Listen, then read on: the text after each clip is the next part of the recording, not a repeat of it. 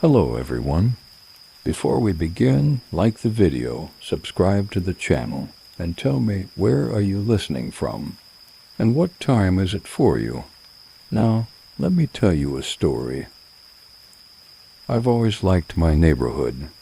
Quiet, tucked away just outside a mid-sized town in Pennsylvania. Close enough to civilization to not feel isolated, but far enough out that you could still hear crickets at night and walk your dog without seeing a soul. I'd been living here for nearly 5 years, just me and my dog Lenny, a lazy old Labrador who preferred lying under the porch to chasing balls. It used to be farmland, I think, but it had been left alone for years.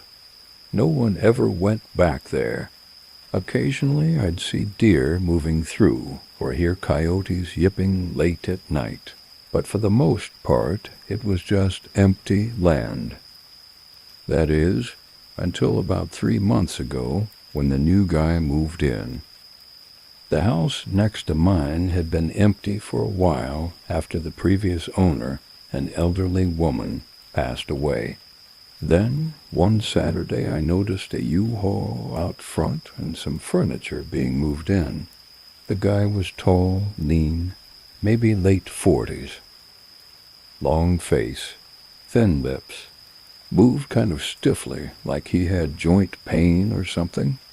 I waved to him from my porch, but he didn't wave back.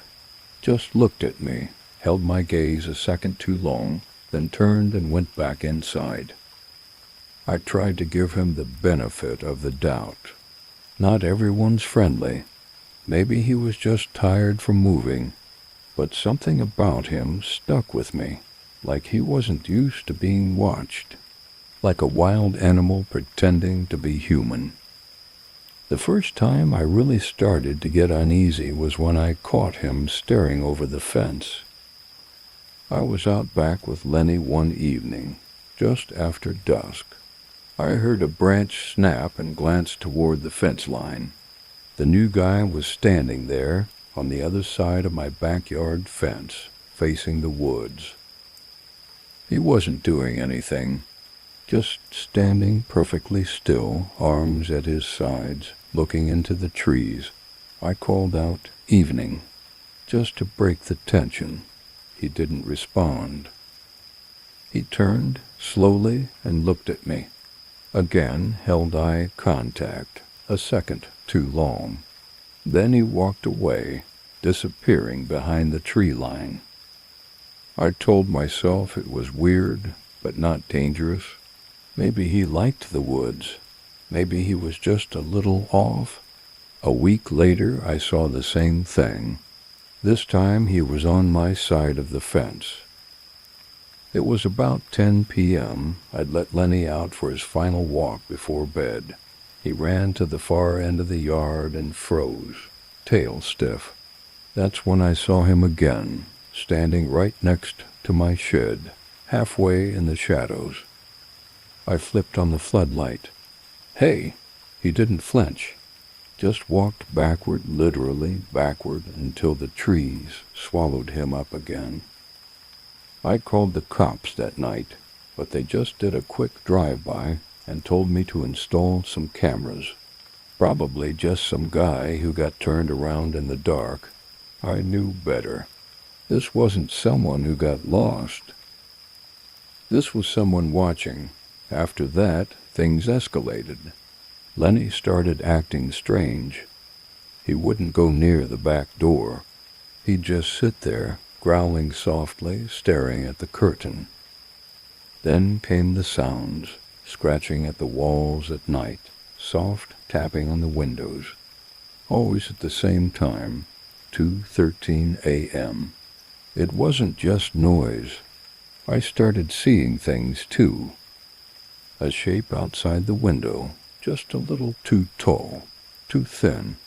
A face peering in with eyes that didn't quite reflect light the right way. The camera I installed on the back porch, it picked up motion every night at exactly 2:13 a.m. but the footage would always glitch right before the movement came into frame. I started keeping a bat next to my bed. I tried talking to the guy once more in broad daylight. Saw him unloading groceries from his car and walked over. "Hey," I said, trying to sound casual. "You been hearing weird things at night? I think we might have some kind of animal problem." He stared at me for a long moment, then said, "Not animals." Then he smiled. His teeth were too white, too perfect. That night, I dreamed of him standing at the foot of my bed, just standing there, breathing. Then I woke up and found muddy footprints on the floor leading from the back door to my room. Lenny refused to enter that room for days. I called the cops again, had them walk the property. They found nothing, no footprints, no signs of forced entry. One of the officers looked at me like I was losing my mind, so I started documenting everything, times, dates, videos. I even nailed my back windows shut and installed extra locks. Still, every night, 2:13 a.m., something tapped at the window. Always the same pattern, 3 short, 1 long. Then last week it all came to a head. Lenny went missing. I let him out around 10 like usual, turned away for a second to grab my phone, and when I turned back he was gone. No barking, no sound, just gone. I searched for hours, called his name, walked the woods with a flashlight. Nothing. Then I noticed it. At the edge of the fence, carved into the wood, was that same tapping pattern. 3 short lines, 1 long, and next to it, fur. Lenny's fur. That night I didn't sleep. I sat in the living room with every light on, clutching the bat in my hands. At exactly 2:13 a.m., the power went out. No storm, no wind. Just darkness. I sat there in the dark for a full minute, trying to slow my breathing. Then I heard the front door open. Not break, not creak. Open. I turned on my phone flashlight and shined it toward the hallway. And there he was. But it wasn't him. It had his shape, his face. But it wasn't right. The mouth stretched too wide. The eyes were sunken and glossy. The skin looked sagged, like it was trying to wear him, not be him. It smiled at me again, the exact same smile, the one with 2 perfect teeth. Then it whispered, "You've seen me now." I ran, out the back, through the woods. I didn't stop until I hit the main road. I've been staying in a motel since then. I told the cops. I showed them my footage. They humored me, said they'd look into it. But last night, the motel clerk said someone was asking for me. Left a note. It said, "I'll knock at 2:13. I'm not going back." I don't know what that thing was. I don't know what happened to John or if he was ever real. But if you live near the woods, if someone new moves in next door, and they never blink, and they smile too wide, get out. Don't wait. Don't wave. And whatever you do, don't open the door when you hear that knock.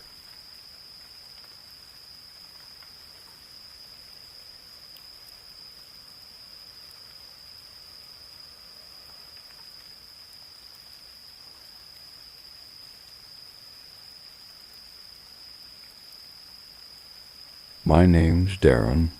I'm 43 years old, recently divorced, and I did what a lot of people in my situation do. I ran away from everything that reminded me of the life I used to have. That meant trading in my townhouse in Harrisburg for an aging moss-covered cabin beside an old lake in northwestern Pennsylvania, near the Allegheny National Forest. The place was cheap. Too cheap, honestly. When I asked the realtor why, she just gave me a vague smile and said it was far from town and quiet. That should have been a red flag. But at the time, quiet was exactly what I wanted. The lake didn't have an official name, at least not one I could find on any map. Locals just called it Stillwater. It stretched out wide and smooth, surrounded by dense pine and birch that leaned over the surface like they were whispering secrets into it. The water was black, not just dark, but black, inky, lightless, like it swallowed more than just sunlight. My first week there, I barely unpacked. I just drank coffee on the dock, sat in a creaky old canoe that came with the place, and stared at the water. There was something oddly hypnotic about it, calming, even. Like it listened, I didn't talk to many people. There weren't many around to begin with. Just a few cabins scattered around the lake's edge, some boarded up, some abandoned, one or two with fading signs of life. An older guy named Ron lived about a mile down the dirt road. Retired game warden. He was the only person who really talked to me. We chatted once by accident when I stopped him walking his dog near the trailhead. He glanced toward the water and said, "You fish?" "Not really," I said. "Never had the patience." He gave me a look. Might be best to leave that lake alone anyway. "Why's that?" Ron didn't answer. Just stared across Stillwater and said, "Sometimes people hear things out there. Sometimes they don't come back." I thought he was joking. Some old-timer trying to spook the new guy. But then his face didn't change. Not even a smirk. That night, I left a window open facing the lake, and that's the first time I heard it. It wasn't a sound I could explain. Not waves, not fish, not loons. It was singing. Faint, female, and old, like it came from underwater. A soft lullaby carried through the reeds and bouncing off the trees. I froze in bed, listening. It came in fragments, barely there, like I was only hearing it in my head. But then something else happened. Something knocked on the dock, 3 distinct thuds. Not the sound of waves, not branches, knocks, deliberate, heavy. Lenny, the golden retriever I'd adopted after the divorce, let out a low whine from his crate. He didn't bark, just curled into himself like he knew better. I grabbed my flashlight and stepped out onto the porch. The air was cold. The lake was motionless. Nothing on the dock. Nothing in the trees. Just stillness. I told myself it was a weird dream. Maybe the wind. Maybe I was more stressed than I thought. But the next morning I found something at the end of the dock. A shoe. A child's shoe. Small, muddy, old. The kind with Velcro straps, the kind you only ever see on kids under 10. I took it inside and called the local sheriff. He sent out a deputy who took a statement and left with the shoe, promising to check if it matches anything on file. But I never heard back, and the next night I heard the singing again. This time it was closer, clearer. Not a melody I recognized, no lyrics, just tone. Sad, like grief soaked into sound. And again the knock, ... 3 times. I didn't go outside that time. Just lay in bed, holding the covers tight, Lenny shaking beneath my arm. The next day I drove into town and found the local library. Spent 3 hours digging through old newspapers. Most of it was mundane lake fishing competitions, faded black and white photos of proud boys holding up bass. But then I found an article from 1987. 2 siblings disappear at Stillwater Lake, a brother and sister. Ages 7 and 10. They were staying at a cabin nearby with their grandparents. One night they snuck out, and they were never seen again. Search and rescue found footprints leading to the dock. But not away from it, I kept digging. Another disappearance. 1974. A teenage girl. Supposedly drowned, but they never found the body. 1995. A father and son out on a canoe. Canoe found upside, no bodies recovered. All from the same side of the lake. Mine. I drove back to the cabin with a pit in my gut. That night I didn't sleep. At 2:04 a.m., the singing returned. Only this time it wasn't just from the lake. It was in the walls, soft but close, like someone humming through wood. The house felt smaller, thicker, like the air didn't want to move.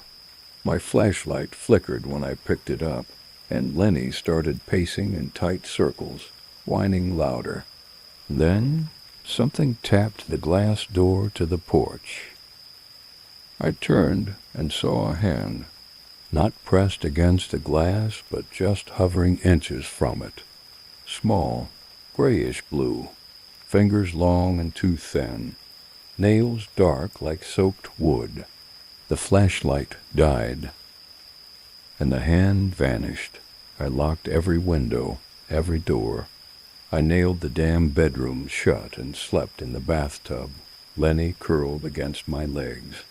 In the morning, I went to see Ron. He didn't act surprised. "I figured you'd be around sooner or later," he said. I told him everything. The singing, the hand, the newspaper clippings. He didn't laugh. Didn't tell me I was crazy. Instead, he poured us both a cup of coffee, sat down, and said, "They say the lake's always been hungry." I didn't say anything. Just let him talk. Long before settlers, the Lenape avoided it. Said something lived beneath, not a monster, not a creature. Something older, something that remembers. He sipped his coffee. Every few years, it takes someone. Doesn't matter who. Doesn't matter when. Some say it's just cursed. Some say there's a bargain to it. Feed it, and it leaves you alone. I asked him if he believed that. He looked at me for a long time and said, "I think there are places where the world's thin. And if you listen long enough, you'll hear what's beneath it." That night I didn't hear the singing. I heard footsteps, wet ones squishing against hardwood floors. I waited in bed, silent, clutching a hammer in both hands. Lenny growled, low and constant. Then the bedroom door creaked. I hadn't opened it. I'd nailed it shut, but it was open now. Standing in the doorway was a girl, maybe 7 years old, soaked from head to toe, hair stuck to her face, eyes glowing faintly blue like distant lanterns. She opened her mouth to speak, but all that came out was lake water. I don't remember much after that. When I woke up, it was morning. Sunlight poured through the window. Lenny was asleep on my chest. No water, no girl, no footprints. Just a faint sound of rippling outside. I packed my things that day.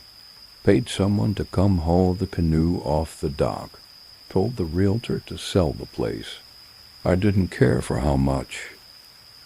Before I left, I walked to the end of the dock one last time. The lake was calm, flat as glass. At the bottom of the post, something had been carved into the wood, 3 names. I only recognized one. Darren. That was 3 weeks ago. Last night I was staying at a hotel in Pittsburgh. Woke up at 2:04 a.m. From the bathroom came the sound of someone humming, and when I looked at the mirror, written in condensation, were the words, "Stillwater doesn't forget."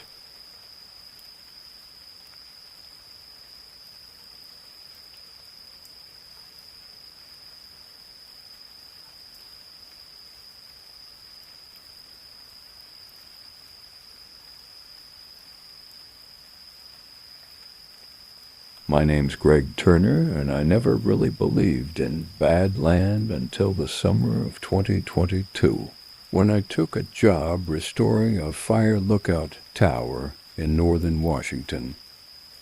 The area hadn't been used since the late 90s. Some backwoods parcel near Mount Baker. The place was only reachable by a TV and about a 2-hour ride through unmaintained forest access roads.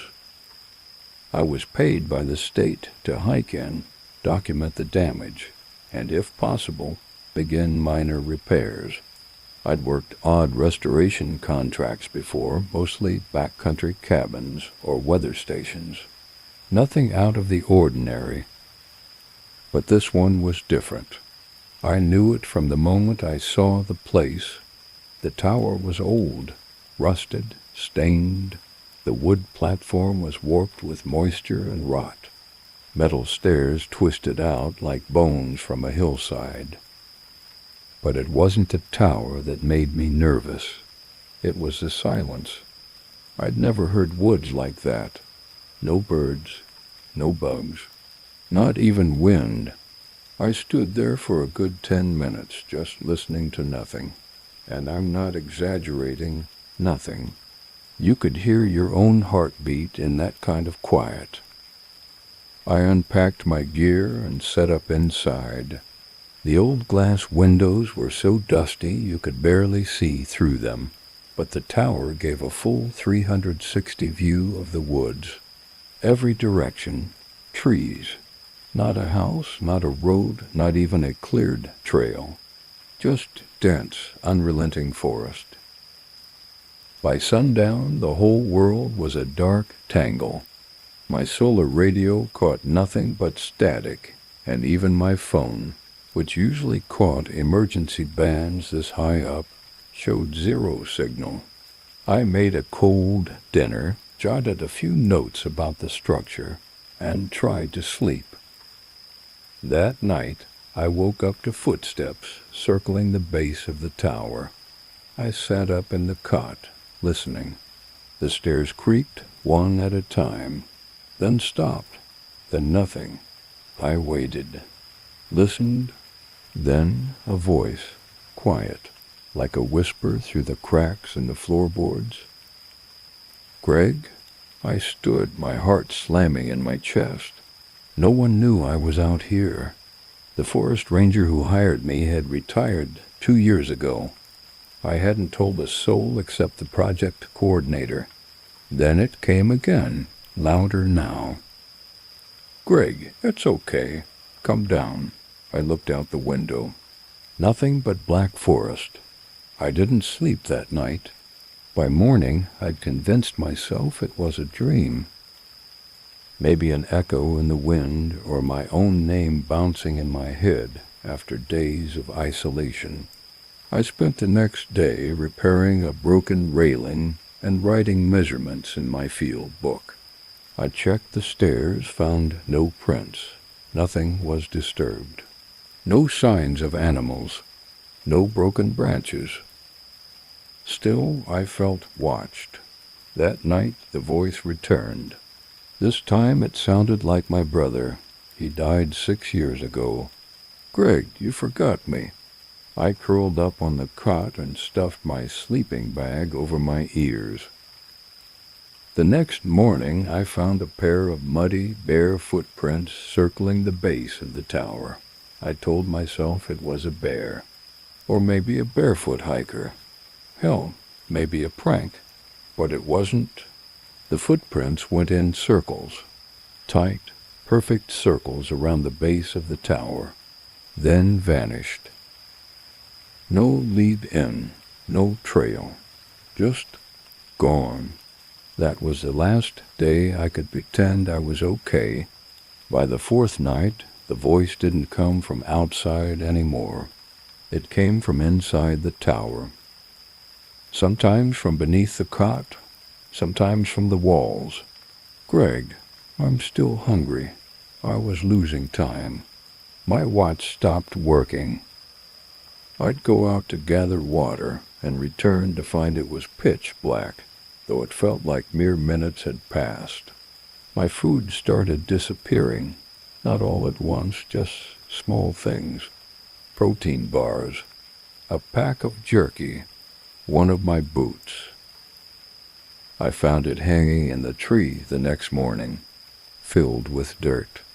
The journal I'd been keeping had entries I didn't remember writing, words scrawled between pages, sentences that made no sense. She's inside the wall. I saw her smile. The stairs only go down now. Don't sleep at 3:17. The night of August 4th, I saw something in the woods, a shape. It didn't walk. It crawled fast, low, like it was dragging its limbs, pale arms that were too long, a head that didn't quite turn the right way. I tried to radio for help, but all I got was static, and then my own voice repeating back at me, "Greg, Greg, you forgot me." I locked the trapdoor that led to the stairs, nailed it shut. I stopped sleeping. Every time I closed my eyes, I dreamed of the forest rotting, the trees bleeding from their knots, the ground splitting open like skin, something huge moving beneath the dirt. On the seventh day, the sun didn't rise. I swear to God it just didn't. The sky went from black to dark gray, and back to black again. I looked at my watch. It blinked 3:17 a.m. over and over and over. That night I saw them. 3 figures crawling up the side of the tower, not using the stairs, just climbing the metal frame, pale hands, empty eyes, stretching up toward the glass windows. One of them was my brother, another looked like me. I smashed the lantern, hid in the shadows. They scratched at the glass for hours. One of them licked it. When they vanished at dawn, or what should have been dawn, I packed what I could and climbed down. I didn't care if I died in the woods. I had to get away from the tower, but something had changed. The forest wasn't the same. The trees were wrong. Not just twisted, but watching me. I found carvings in the trunks, dozens of them, faces, all identical. Eyes closed, mouths wide. Some of the carvings were weeping. I walked for hours, then days. Every time I thought I was going in a straight line, I'd end up back at the tower. But it was different now. Bigger, taller, rust-covered windows. But now there were faces behind the glass, dozens of them, pressed up, watching, smiling. I left my field journal in the woods, buried it beneath a rotting log. I hoped someone would find it and understand, but I don't think anyone will. I've been here for weeks now, maybe months. Time doesn't move the same anymore.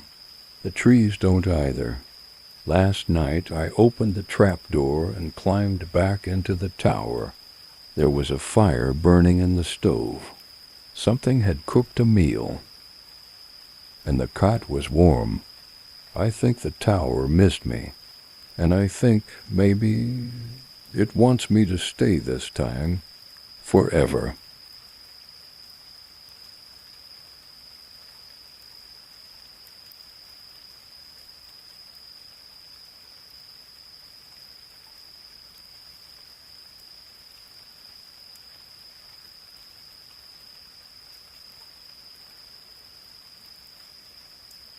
My name's Ellie Hartswell.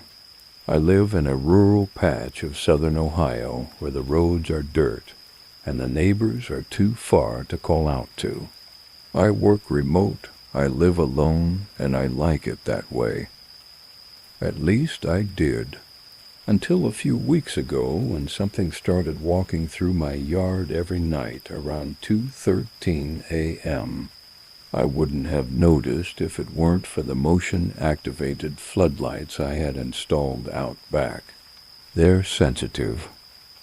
Usually it's just raccoons or a possum creeping by the trash bins. But starting about 3 weeks ago, they began going off at the exact same time, every night. Never earlier, never later. I didn't think much of it at first. Just an animal on a schedule, right? But then I checked the footage. The figure was human. At least I think it was tall, lean. The kind of lean that doesn't come from working out or skipping meals. It was just stretched, like someone had drawn a body wrong and let the limbs sag too long. It walked slowly through the yard, never turning its head, never acknowledging the lights. Straight across the grass, from the back tree line to the edge of my front porch. Then it disappeared. Every night, same path, same time. I didn't show anyone. Who would I even tell? The sheriff lives an hour out and barely responds to break-ins. The neighbors don't even have internet. Plus, the footage always looked a little degraded, glitchy, like the camera didn't want to record it clearly. Faces were blurred, limbs stuttered between frames. One night I decided I'd confront it. I stayed up, sat in the living room with the porch light off and my phone camera ready. 2:12 came. I watched the backyard window. At 2:13 exactly, the motion lights flared. The man was there. He didn't glance at the house, didn't break stride, just walked the same path. I pressed my face to the glass and held my breath. He had no eyes.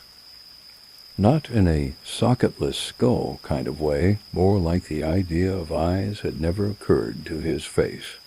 Just smooth, pale skin where they should be, but he looked at me anyway. I felt it. A pulling sensation, like he'd reached inside me and touched something I didn't even know was there. Then he was gone. I checked the footage again. He didn't appear on it. But I saw something worse. I appeared on it, standing on the porch, eyes open. Not moving, just watching as he walked by. I swear, I never left the house. That's when the sleepwalking started. I'd wake up in the hallway, or by the back door. Once I found myself in the garage, barefoot, with the door wide open and mud on my feet. I started barricading the doors at night, keeping keys in a safe, locking the fridge. I was scared I'd leave and not come back. 2 days later, my neighbor Joan, the only one within walking distance, knocked on my door with a concerned look. "Everything okay?" she asked. "Saw your porch light flickering all night." "I didn't turn it on," I said honestly. Joan looked uncomfortable. "Well, I thought I saw you out there, just standing for hours." I tried to laugh it off. That night, I set up a second camera inside, facing the front door. When I checked the footage in the morning, I saw myself walk to the door at 2:11 a.m. unlock the deadbolt, open it wide, and stand there waiting. He never came inside, but I think he didn't have to, because ever since that night, something's been off. It's the small things.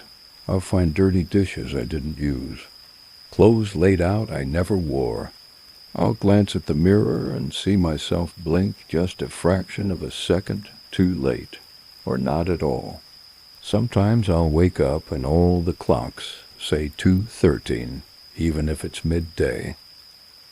One afternoon I came home from a supply run and found muddy footprints leading from the basement to the kitchen. When I checked the basement, there was something there, not a person, a shape.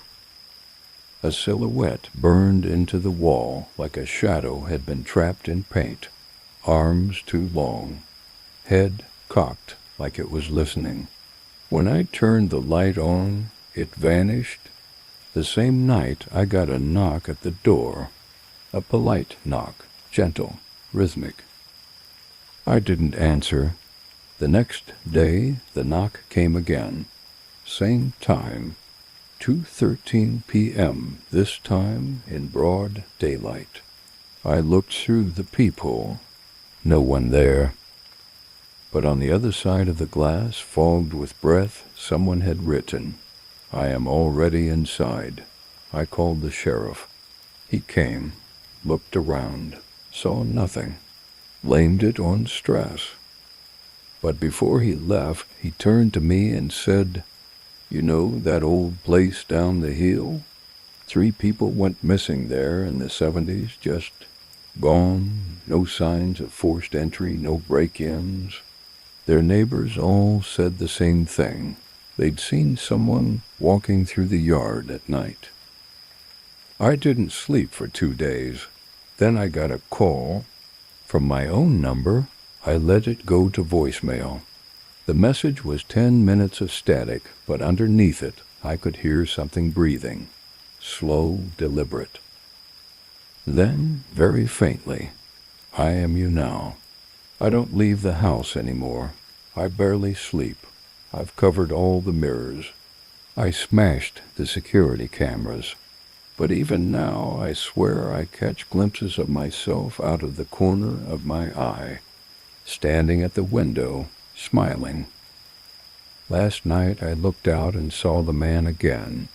Only this time he stopped halfway across the yard, lifted his head, and waved. When I backed away from the window, I heard footsteps upstairs, but I live alone.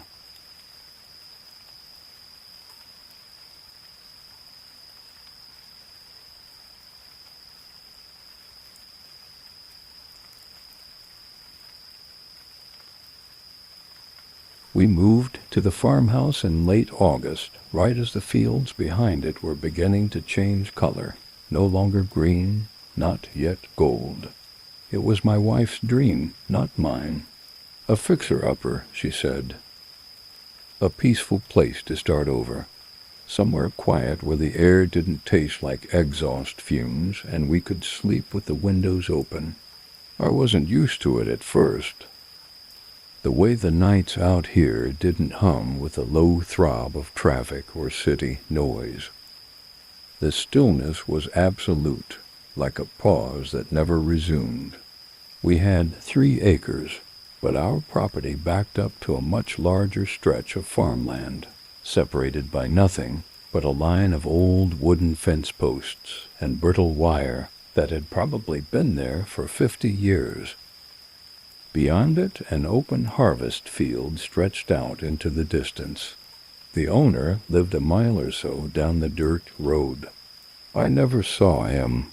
His name was Benjamin Hart, according to the mailbox. My wife, Lacey, loved it. Every morning she'd step outside barefoot with her tea, watch the fog roll low across the field, and smile like it was some kind of dreamscape. She painted in the barn while I worked remotely from the office upstairs. It wasn't bad. I started to relax into it. Until the second week of September, It started with a light, just one at first. It flickered in the middle of the field around 2:00 a.m. I saw it from the upstairs window while closing my laptop. It looked like someone holding a lantern, standing completely still, a few hundred yards from the fence. At first I thought it was Hart checking on his crops, but the light didn't move. It just hovered, flickered, then faded out like it had been snuffed. I didn't mention it to Lacey. I didn't want to freak her out. But the next night I saw it again, same spot, same time. And the night after that, there were 2 of them. I stopped sleeping well. I told myself it was harvest equipment, maybe an old generator rig. But it didn't sit right. These lights didn't behave like anything I knew. They pulsed like breathing, like they were alive. On the 4th night, I decided to get a closer look. I grabbed my flashlight and stepped out onto the back porch. Lacey was asleep, thankfully. The night was cool and brittle, the kind of cold that didn't feel natural for the time of year. I crossed our backyard slowly and stepped up to the wire fence. There were 3 lights now arranged in a triangle. One of them flickered toward me, not randomly, deliberately, like it saw me, like it was testing me. Then, all at once, the 3 lights blinked out, and I heard something move in the corn. I didn't see what it was. Just the sound of something large shifting through dry stalks, steady, unhurried. I went back inside and locked every door in the house. The next morning I asked Lacey if she'd ever seen anything strange out in the field. She just laughed and said no. Why? Did you see a UFO or something? I didn't press it. But later that day, I walked the fence line. The ground on our side was dusty and undisturbed. But about 15 feet into the farmer's field, I saw something. A circular depression in the soil flat, like something heavy had stood there. No tire marks, no footprints. Just one perfectly round indentation, maybe 10 feet wide. That night I stayed up again. I don't know why. I felt like I was being tested, like if I kept watching, I might understand. At 2:13 a.m., 4 lights appeared. This time I didn't just watch. I recorded it. The footage showed the lights clearly, but when I looked back at it, something strange happened. The lights would glitch the frame. The video would smear like static, and for a fraction of a second, the shape of something enormous loomed between the lights, tall, thin-limbed. Wrong. I paused the frame, squinted at the screen, and my stomach dropped. It had too many joints. Its arms bent the wrong way. Its head was tilted at an impossible angle. And then the video crashed. The lights didn't show up the following night. Instead, I heard someone knock on the back door. It was 2:17 a.m. I grabbed the baseball bat I kept by the bed and crept downstairs. The porch light was already on, casting a faint halo across the deck. The knocking stopped. I approached the door slowly, my heart hammering, and looked out the peephole. No one was there, but the lights were back in the field. Closer this time, right behind the fence. The following day, I visited the old general store down the road and asked the clerk about Benjamin Hart. She hesitated, then leaned in. "Ben doesn't tend that land anymore," she said. "His son went missing 5 years ago, out in that field, just vanished. After that, he left town. No one's heard from him since." I asked if they ever found the boy. No, she said, but Ben claimed he saw lights in the field the night it happened.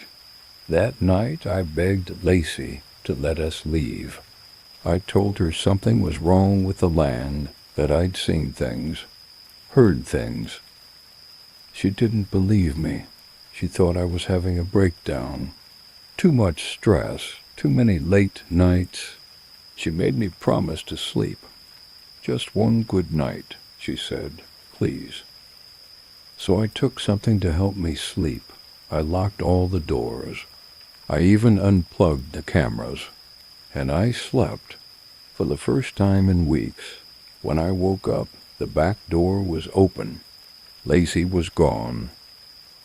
Her teacup still sat on the porch rail. Her shoes were beside the door. The wind had blown her canvas off the easel in the barn, revealing a painting underneath that she hadn't shown me yet. It was the field at night. The lights were there, but in the middle of them stood something tall and spindly, holding out a hand. And in that hand was a figure, a woman, barefoot, her head tilted to the side. The police searched the field. They found her footprints. They found the same circle in the soil, but no sign of Lacey. No one believed me, of course. I told them everything. The lights, the knocking, the video, they took my computer. Found nothing but a corrupted file and blurry images. They wrote it off as a tragic accident. The case was closed. I stayed at a motel for a while, then moved away. I haven't been back to Idaho since. But sometimes around 2 a.m., when the world is too quiet and the air feels just a bit too still, I swear I see it again. A flicker of light. Out beyond the trees, still breathing, still watching, still waiting.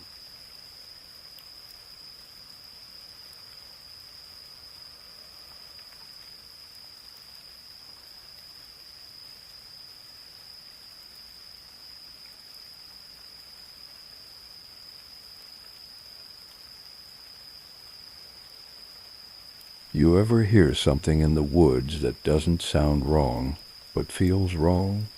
That's how this started.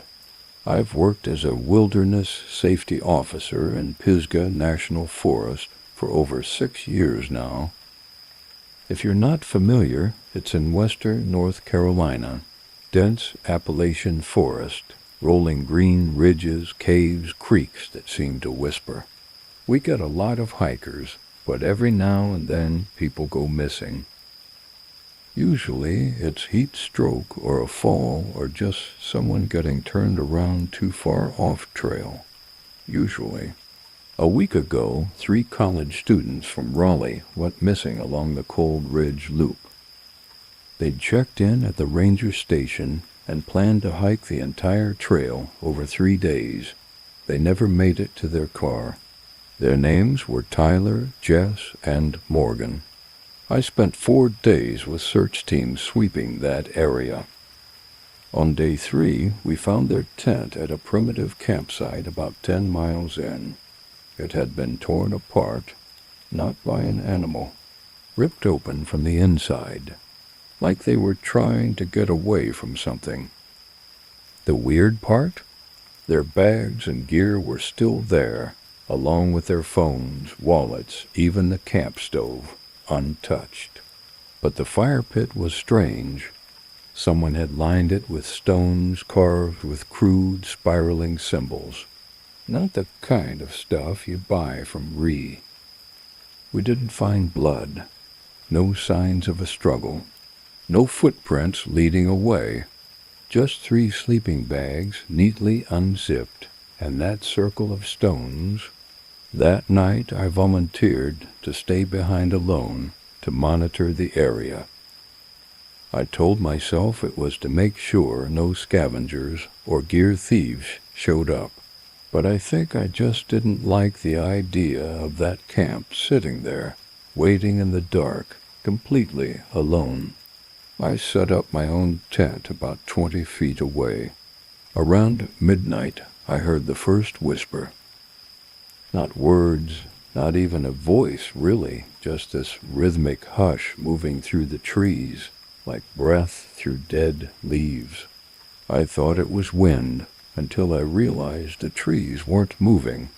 The forest was still. It sounded again, closer. I stepped out with my flashlight, scanned the camp, what everything was as I left it, until I saw the sleeping bags. All 3 had been zipped back up. I didn't touch them. I didn't want to. I stayed awake until dawn, then called it in. The other rangers thought I was sleep-deprived, maybe a little spooked. I let them think that later that day we found Jess, or what was left of her. She was in a dry creek bed about 2 miles off trail, curled up in a fetal position. No shoes, no shirt, eyes wide open. Her mouth had been filled with dirt and moss, like someone had stuffed it there by hand.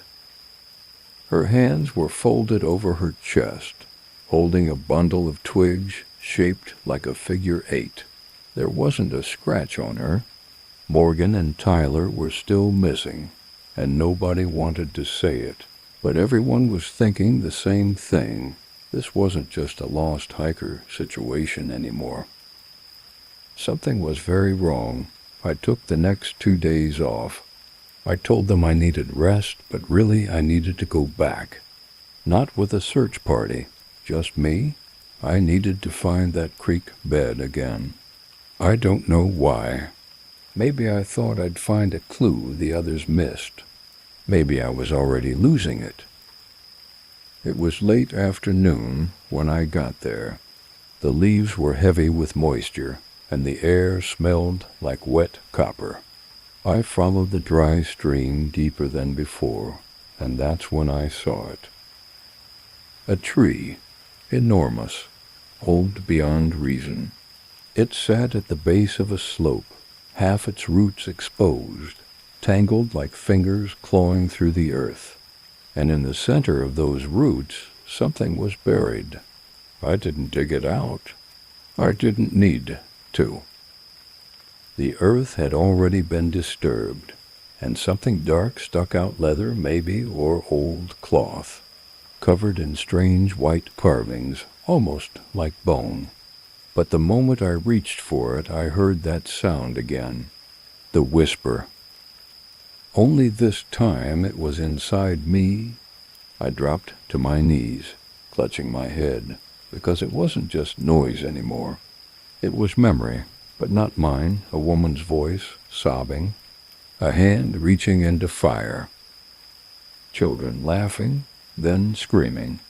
A man with eyes sewn shut, whispering through his teeth.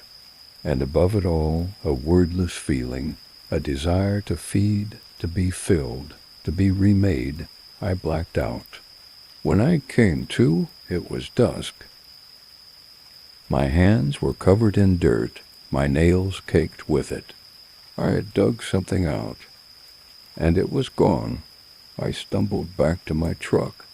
That night I dreamed of standing beneath that tree, eyes full of dirt, mouth open wide, swallowing roots like veins. The whisper in my ear said, "You brought it home." I didn't go into work the next day, or the one after that. I tried to sleep, tried to forget, but every time I close my eyes, I'm back at that tree. I feel the soil in my throat, feel the something I let out walking the woods behind my house. I haven't told anyone, not really, because I don't think it matters anymore. You see, this morning I found Morgan. She was on my porch, naked, eyes open, not blinking.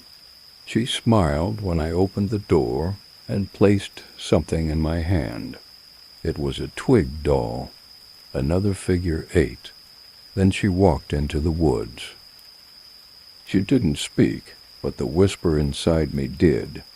It said I'll understand soon, said I've been chosen, said I dug it out, so now it's mine to carry. I don't know what I freed, but it's in me now, and I'm afraid that I'm not going to be the last.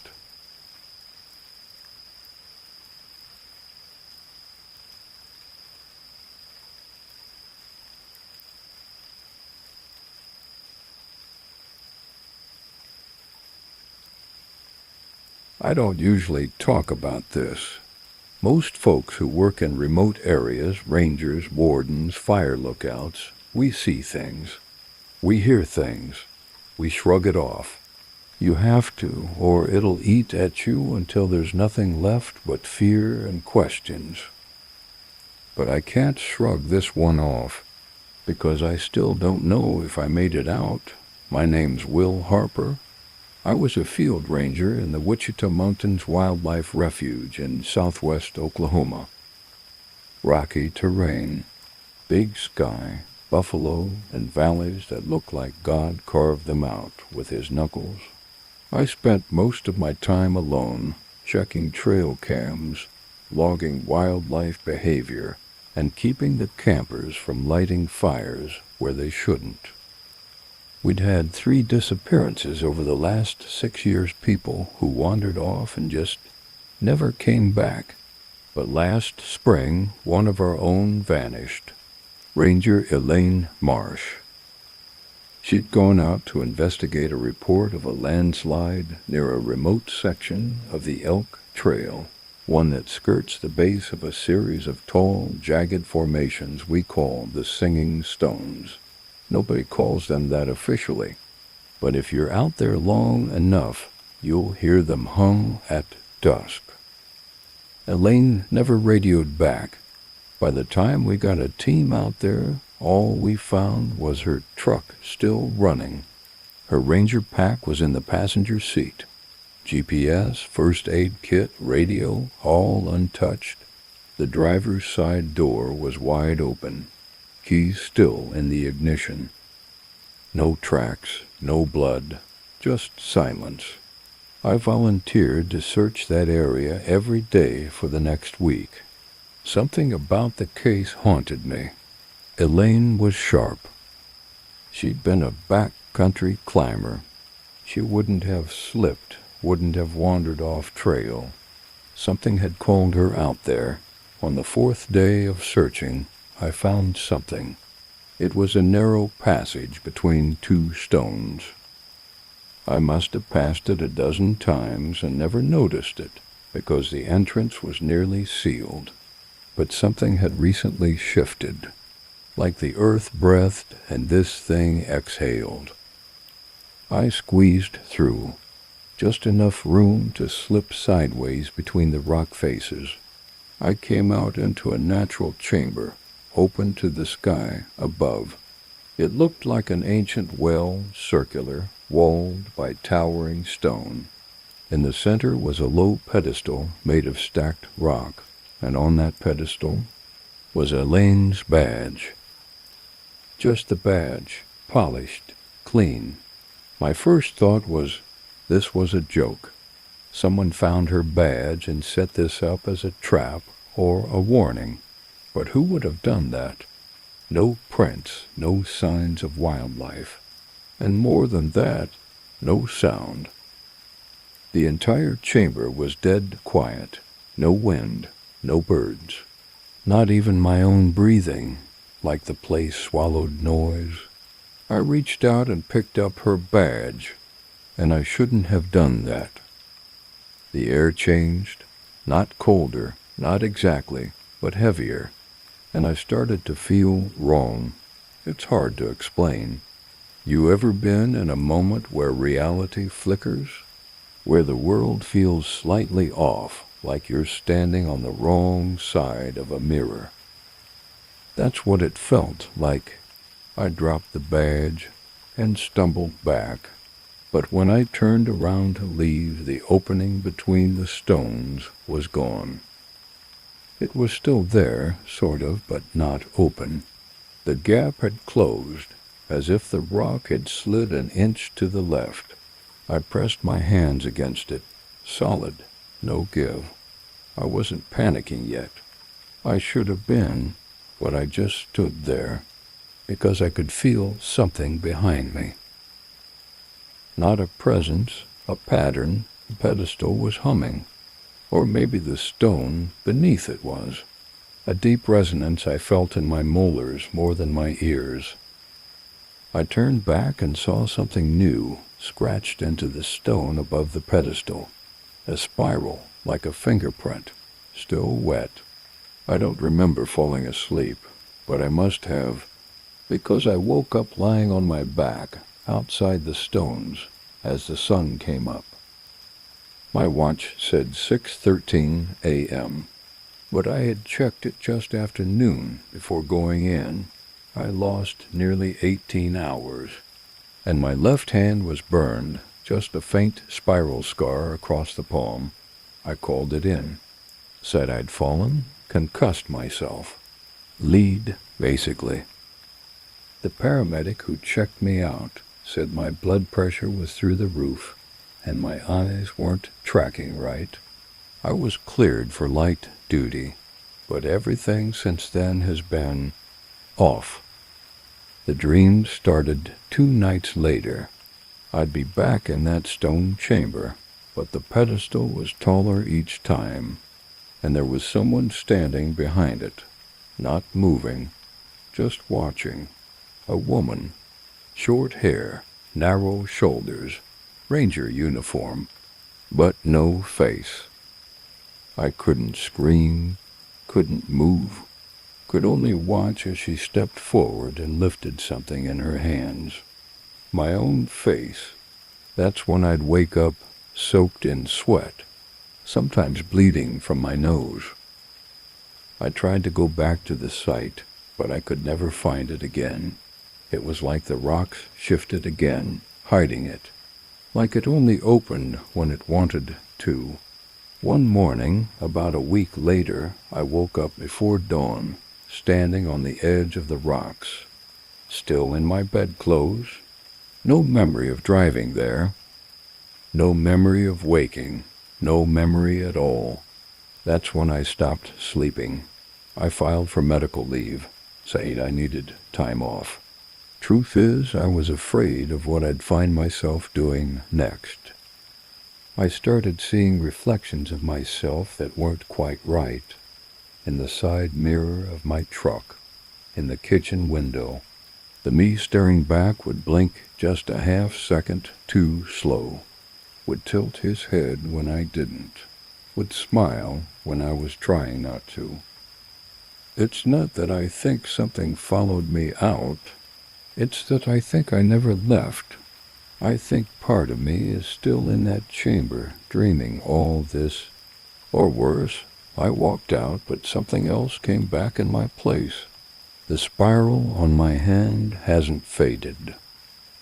It's darker now, almost black, and sometimes when I look at it too long, it moves.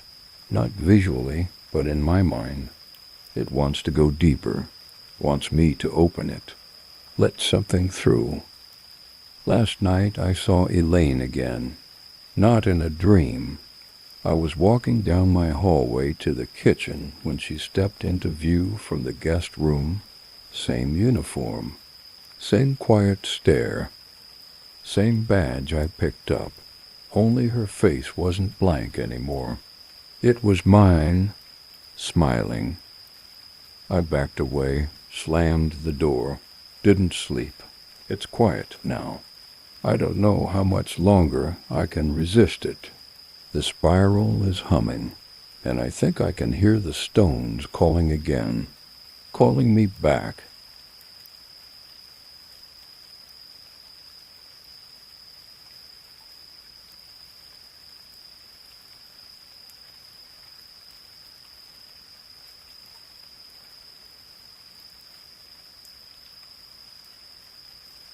My name is Nathan Cole. I used to think I was the kind of guy who could handle anything. I spent most of my life as a structural engineer in Vermont, calm, quiet, predictable. My wife Danielle and I used to go up to a small rental cabin once a year near West Hollow Ridge, just south of Groton State. It was our retreat, peaceful, remote, no cell service, no internet, just tall pines, the sound of loons echoing over the nearby lake and each other. Danielle died 2 years ago. Brain aneurysm. No warning. Just gone. After that, I never went back to West Hollow. I couldn't bring myself to, but this year I did. I don't know why. Maybe I thought if I went back alone, I'd feel her there somehow. Maybe I thought the memories would comfort me. Or maybe I was just tired of feeling like a ghost in my own house. The cabin hadn't changed. The same creaky porch, the same rusted lantern nailed to the siding. But something felt off the moment I got out of my truck. The wind didn't sound right through the trees. Like it wasn't passing through, it was circling. I chalked it up to nerves. Brought in my bags, stocked the fridge, lit the fireplace. That first night I sat on the old wicker chair out back, looking at the stars and sipping whiskey. I whispered to Danielle like a lunatic. That's when I heard it. A single, sharp knock from the woods. I froze. It wasn't an animal sound. It wasn't wind. It sounded like someone knocking on wood, somewhere deep in the trees. I stood up, flashlight in hand, and swept the beam toward the source. Just trees, silent, still. I muttered something to myself and went back inside. Chalked it up to an echo or a branch falling. The next morning I found footprints in the soft earth just behind the cabin. Barefoot, human, but they weren't mine. They were too long. The toes were spread wide, almost animal-like, and there were drag marks behind them, like whoever made them had trouble lifting their feet. I followed them for maybe 30 feet before they disappeared into the undergrowth. I should have left then, but I didn't. That afternoon I hiked down to the lake like Danielle and I used to. There's a narrow path that winds along a ravine, and you have to cross a small wooden bridge to get to the shore. The bridge was gone. Not collapsed, gone, ripped clean from its posts. The wood splintered as if something had torn it out. I turned around immediately. On the way back I found more footprints, again barefoot, again dragging, but this time there were 2 sets, one larger, one smaller. That night the knocking came again, louder, closer. I didn't sit outside this time. I sat inside the cabin with the lights off and my back against the wall, holding a knife like it would actually matter. The knocks didn't stop. They circled the cabin, not footsteps, just knocking. Every 20 seconds or so, tap, then silence, then tap again from a different angle. Around 3:00 a.m., it stopped, just like that. In the morning, I found the front door wide open. I don't remember opening it. I lock it every night out of habit. Always have. I checked the floorboards. Dirt tracked inside. And something else, damp pine needles and moss, arranged in the shape of a spiral. A perfect spiral. I stepped back. I don't know why, but something about it made my chest seize up. I swept it away with a broom and scrubbed the floor clean. I should have left then, but I didn't. Instead, I drove 30 miles to the nearest town, Marshfield, and asked around.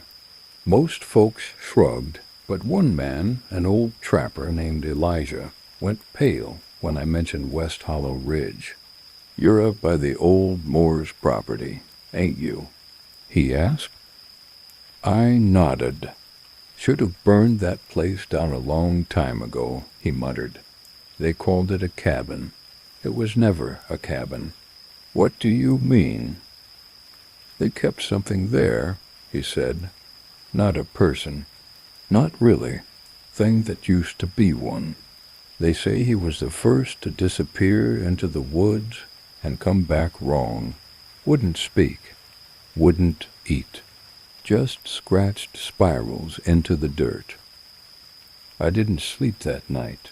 The spiral was back by morning, on the inside of my bedroom window, not drawn, scratched into the glass. I hadn't heard a thing. The next 3 days passed in a blur. At night I'd hear the knocking again, sometimes on the walls, sometimes from under the floorboards. Once, I swear I saw a figure outside the cabin just beyond the tree line. It looked tall, impossibly thin, head cocked at an angle that made my neck hurt just to see it. But the worst was the dream. I dreamt of Danielle. She was standing in the woods, barefoot, hair hanging wet over her shoulders, like she'd just climbed out of the lake. She was smiling, but it wasn't her smile. It was too wide, too still. She opened her mouth and whispered something I couldn't understand. Then I woke up, drenched in sweat, the spiral carved into the wood floor beside my bed. By the 5th day, I knew I couldn't stay. I packed everything, loaded the truck, and tried to start the engine. Nothing. Battery dead. That made no sense. I'd just driven it into town the day before. I tried calling for help. No signal. I was stuck. That night I didn't sleep. I sat in the corner of the living room, flashlight in hand, waiting. At 2:17 a.m., the knocking started again, but this time it didn't move. It came from beneath me, directly under the floor. Then the boards began to creak, slowly, one by one. Like something was crawling through the crawl space, dragging itself inch by inch toward me. I didn't move. The boards worked slightly beneath the center rug. I didn't breathe. Then the rug began to rise, just a little, just enough for me to see the tip of something pale pushing up from the cracks. A hand, long fingers, no nails, no wrinkles, just smooth, wet flesh. The fingers tapped once, then again. I ran out the door, into the trees. I didn't stop. I didn't care where I went. I ran for what felt like hours. The forest seemed endless, shifting behind me, every path turning me back toward that cabin. Then I saw the lake, and I saw her, Danielle, standing on the shore, barefoot, eyes hollow. "Come home," she said. I turned and ran the other way, screaming until my throat went raw. Somehow I found the road. Somehow someone picked me up. A ranger. I don't remember what I told him. I just remember sobbing, shaking, begging not to go back. They found the cabin empty. No signs of forced entry. Nothing unusual, they said. No footprints. No spirals. No handprints. My truck started just fine once they boosted the battery. I never went back. I moved across the country. I changed my number. I sleep with the lights on. I keep a camera pointed at every door. But sometimes I still hear it. A knock, one knock, always at 2:17 a.m., always from beneath the floor.